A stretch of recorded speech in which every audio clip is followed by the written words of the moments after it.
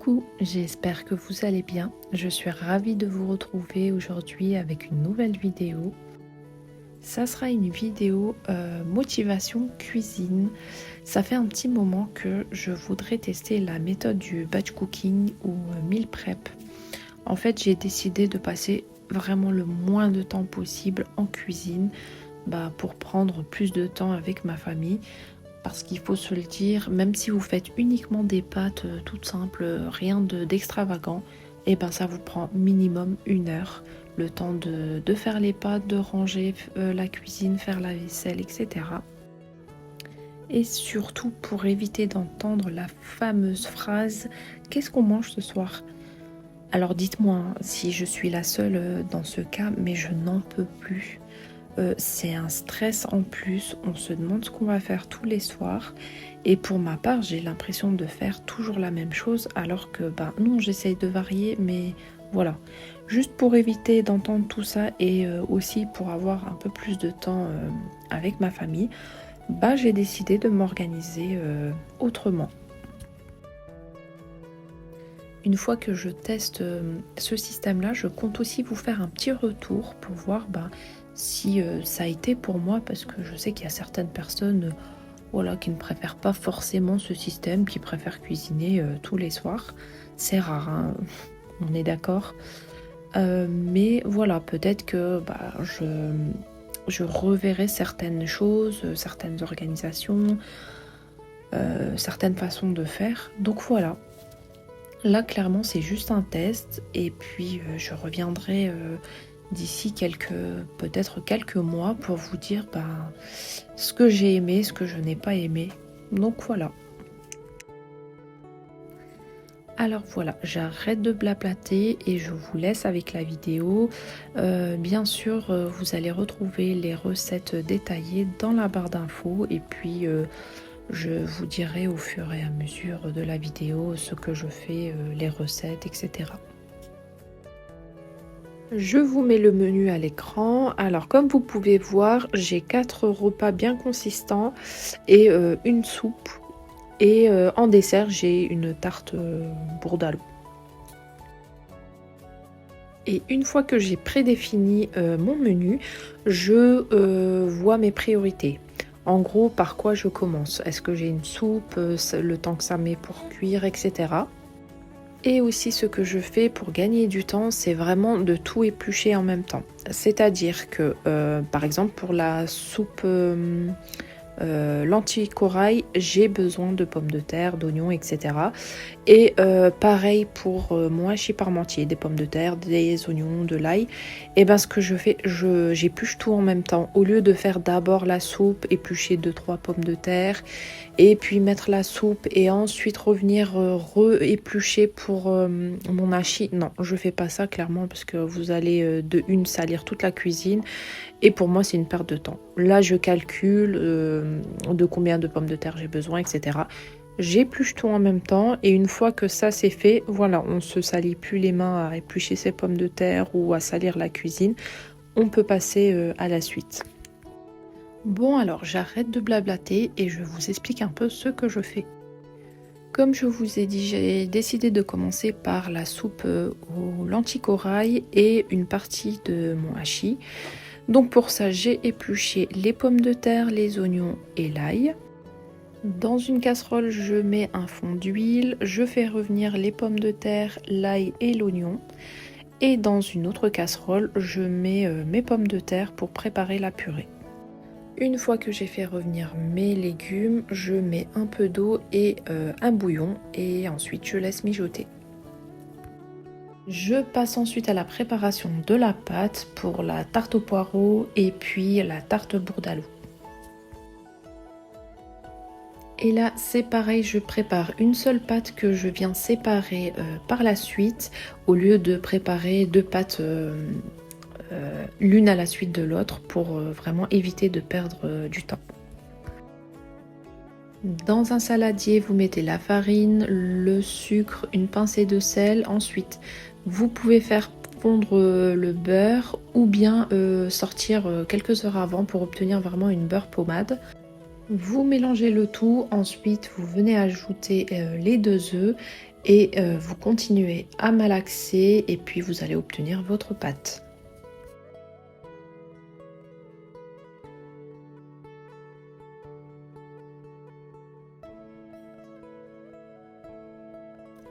Je voulais également connaître votre avis sur un sujet. De temps en temps, je reçois des commentaires comme quoi je chuchote dans mes vidéos. Effectivement, c'était le cas dans les premières vidéos. Avec bébé, malheureusement, je ne pouvais pas faire autrement. Du coup, là, je m'organise, enfin voilà, autrement pour pouvoir parler un peu, on va dire sans chuchoter.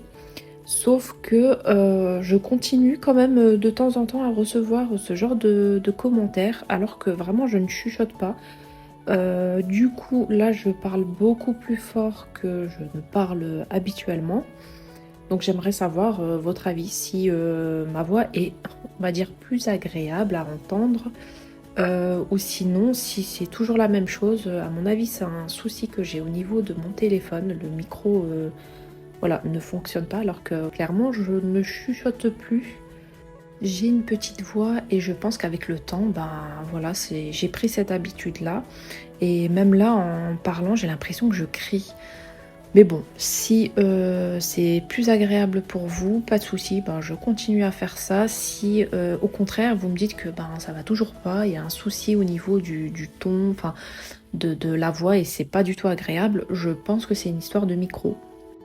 Ou bien c'est juste que vous n'aimez pas ma voix et là malheureusement pour vous, bah, je ne peux rien faire, je n'ai pas encore la capacité de changer ma voix.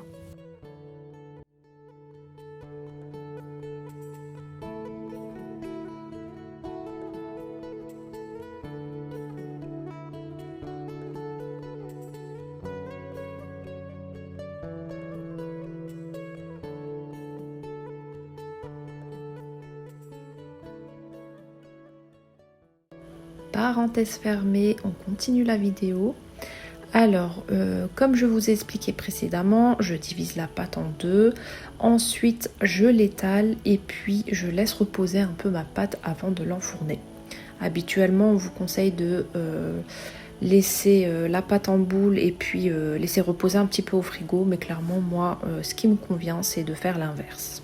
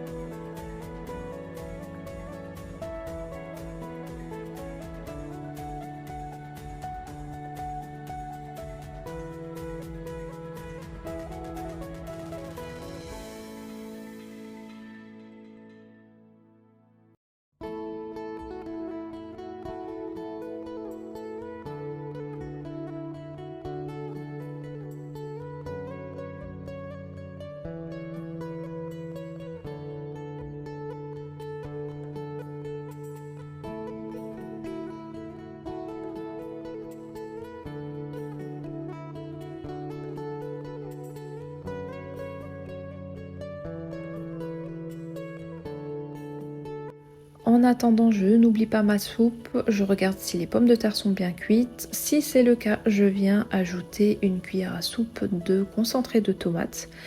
Vous pouvez également ajouter un peu de concentré de piment. Ensuite, vous venez mixer le tout et à ce moment-là, vous verrez si la consistance vous plaît. Si vous préférez une soupe plus épaisse ou un peu plus liquide. Donc à vous de voir. Si vous la préférez un peu plus liquide, ajoutez un peu d'eau. Et ensuite, vous le continuez à laisser sur feu pendant 2-3 minutes.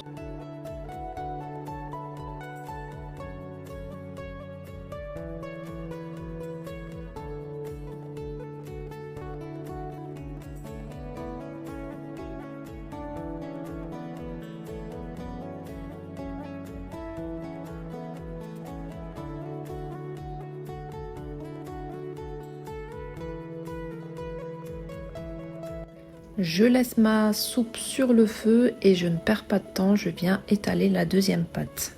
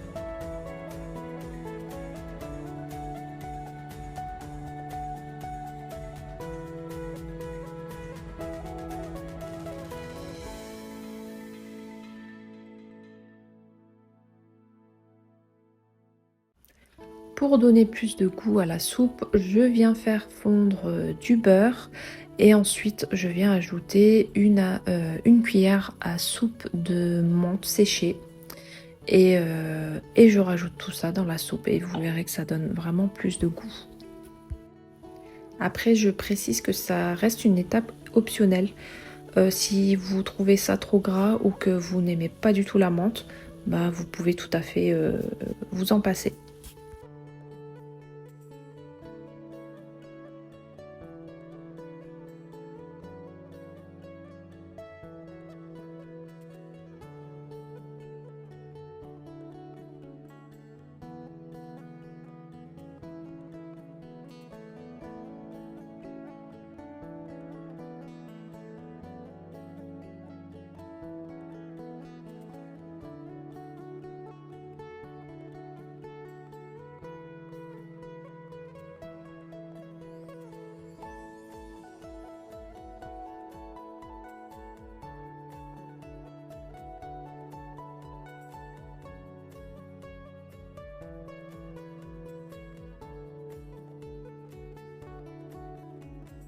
Une fois que ma soupe est prête, je viens préparer ma purée. Donc je mets un peu de beurre, du lait et du sel avec surtout un peu de noix de muscade. Je trouve que ça donne vraiment du goût.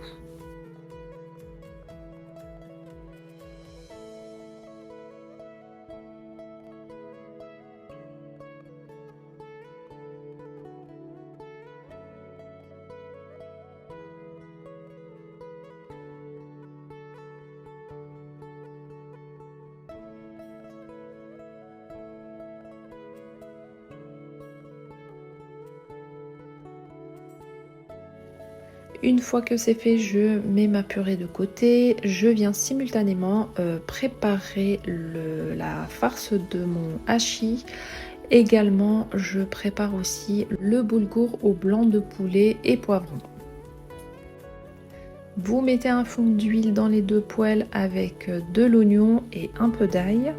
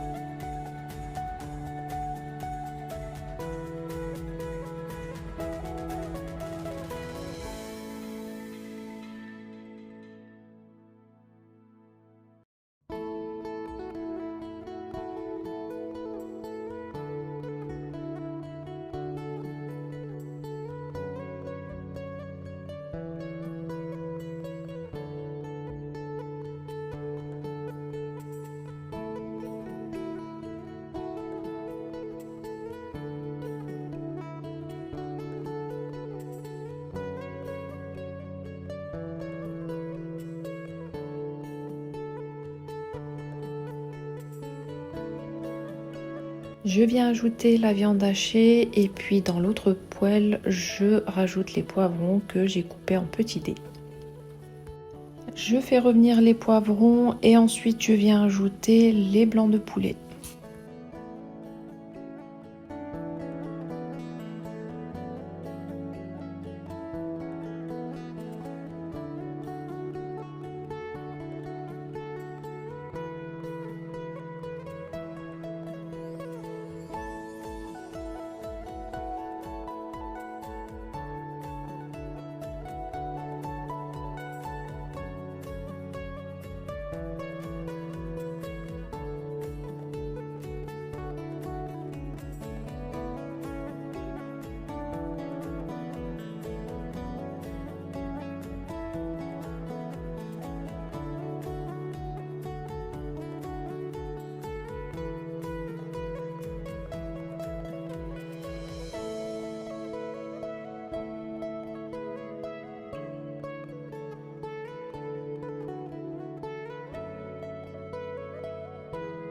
Après avoir remué un petit instant, je viens ajouter 2 cuillères à soupe de concentré de tomate et ensuite j'ajoute le boulgour que j'ai bien lavé au préalable sur le blanc de poulet. On remue un peu pour que la sauce tomate se mélange bien et ensuite je viens ajouter l'eau. Donc je ne sais pas si vous connaissez cette façon de faire, moi c'est ce que je fais habituellement. En général, je cuisine beaucoup à vue d'œil, mais j'avoue que pour tout ce qui est riz, boulgour, etc., j'aime bien doser. Moi, je prends en général comme repère un verre. Après, vous pouvez prendre un verre, une tasse, un bol, c'est vraiment comme vous voulez, du moment que vous utilisez le même verre pour le boulgour et l'eau. En gros, ce qu'il faut retenir, c'est que vous utilisez un verre, un bol, une tasse, comme vous voulez. Pour le riz et pour tout ce qui est liquide, vous prenez la même chose, mais vous multipliez par 2. Voilà, j'ai toujours appris comme ça et j'avoue que ça marche plutôt bien. Je fais revenir les poireaux dans un fond d'huile. Ensuite, je mélange un petit peu le boulgour et j'attaque le montage de mon hachis parmentier.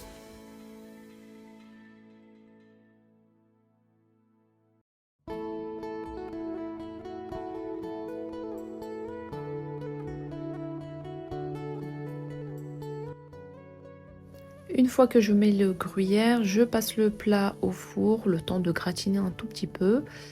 Ensuite, je continue avec les courgettes que je fais revenir un petit peu. C'est aussi des courgettes surgelées, je n'en ai pas trouvé d'autres.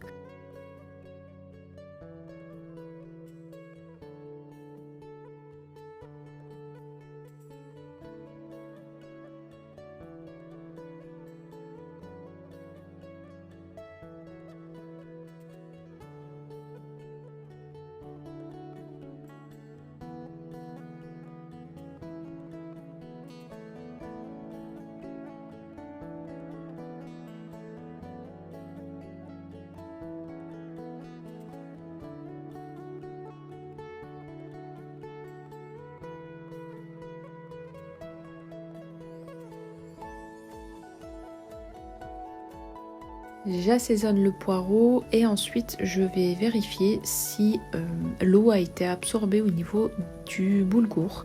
En fait, il faut qu'il vous reste un tout petit fond d'eau. Et puis à ce moment-là, vous pouvez mettre le couvercle et puis éteindre le feu et attendre que tout soit bien cuit. Vous allez voir avec la vapeur, normalement, une fois que vous laissez reposer, allez 20 à 30 minutes, vous allez voir que tout sera cuit.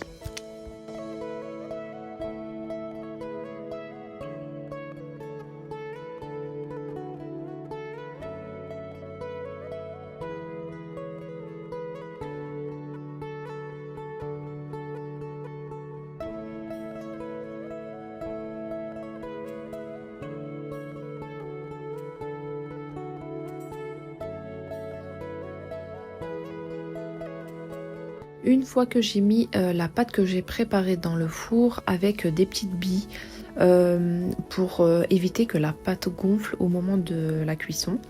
Après, si vous n'avez pas de petites billes, vous pouvez utiliser des haricots ou des pois chiches. J'avoue que pendant un moment, c'est ce que j'ai fait.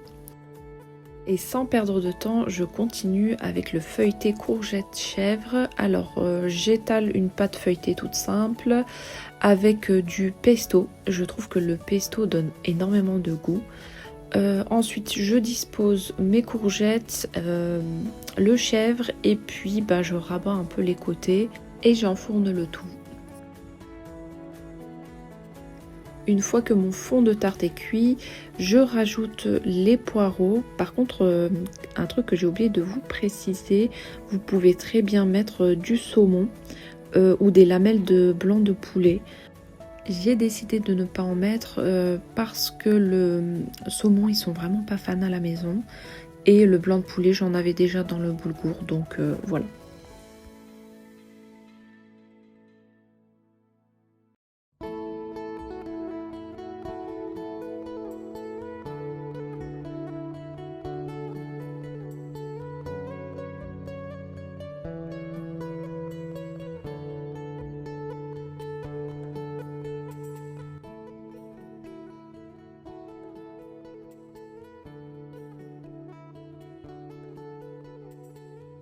Et enfin, je commence à faire ma tarte bourdaloue.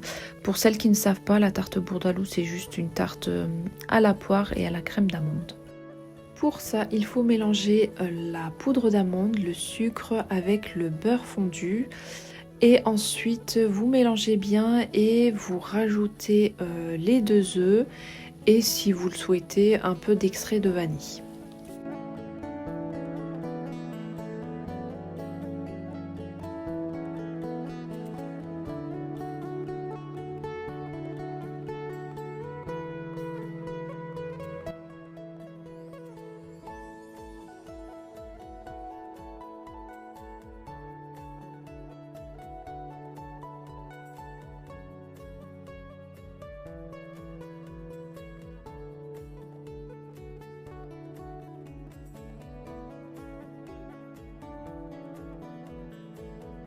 Vous épluchez 2 poires et vous les coupez en fines lamelles. Ensuite, vous versez l'appareil sur la pâte, vous disposez les poires comme ceci et puis le tour est joué. Vraiment, c'est un dessert hyper rapide à réaliser. Voici le résultat. Alors je récapitule, j'ai le feuilleté courgette chèvre, un hachis parmentier, la tarte aux poireaux, du boulgour au blanc de poulet poivron et la soupe aux lentilles corail et comme dessert la tarte à la poire et à la crème d'amande. Donc voilà, j'en ai assez normalement pour une semaine. Après, enfin plutôt 5 jours, j'ai fait vraiment 4 repas consistants comme je vous ai dit que je servirai sûrement avec un peu de soupe ou de la salade. J'en ai normalement assez pour 5 jours et en général le week-end comme on est invité chez la famille ou bien on préfère commander, donc je trouve ça suffisant. La vidéo touche à sa fin, j'espère qu'elle vous aura plu et inspiré. Si c'est le cas, n'hésitez pas à vous abonner, à liker et à partager autour de vous. À la semaine prochaine.